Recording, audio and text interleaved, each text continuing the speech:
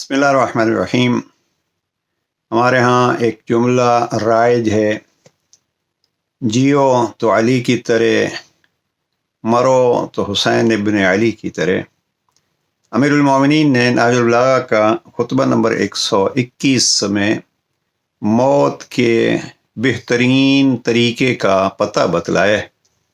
امام فرماتے ہیں، بے شک موت تیزی سے ڈھونڈنے والی ہے، نہ ٹھہرنے والا اس سے بچ کر نکل سکتا ہے، نہ بھاگنے والا اس کے عاجز کر سکتا ہے۔ موت ہر حال میں، بچیں، بھاگیں، چھپیں، موت آنی ہے۔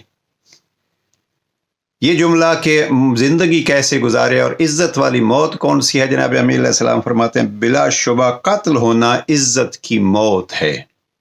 نہج البلاغہ کا خطبہ 121 اگر اس جملے پہ غور کیا جائے تو عجب فلسفہ اس میں۔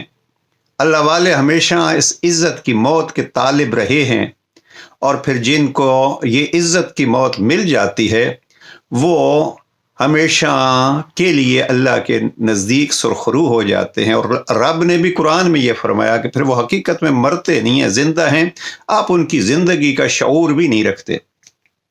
آخری جملہ، اور یہ جملہ جناب امیر علیہ السلام ہی سے اس انداز سے کہا جا سکتا ہے۔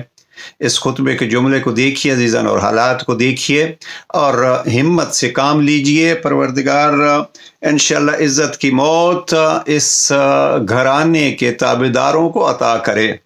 امام فرماتے ہیں، اس ذات کی قسم جس کے قبضے قدرت میں ابن ابی طالب کی جان ہے کہ کیا ہے، قسم کھا کے یہ علی کیا فرماتے ہیں، فرمایا بستر پر اپنی موت مرنے سے تلوار کے 1000 وار کھانا مجھے آسان ہے۔ یہ ہے علی کی پسندیدہ زندگی۔ پروردگار ہمیں بھی علی امیر المومنین کی تعلیمات سے استفادے کی توفیق نصیب فرمائے۔